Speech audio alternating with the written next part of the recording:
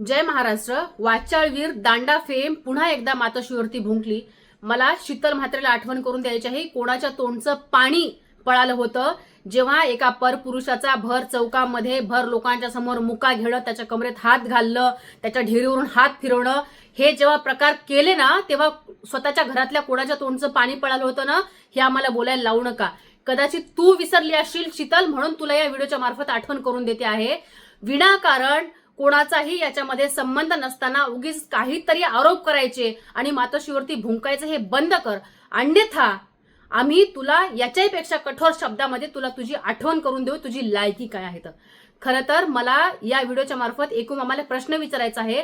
तुम्ही तुमच्या गद्दार गटामध्ये स्पर्धा आयोजित केलात का की मातोश्रीवरती अत्यंत घाणेरड्या शब्दामध्ये भुंका आणि आमदार खासदारकीचं बक्षीस मिळवा, असं काही आहे का?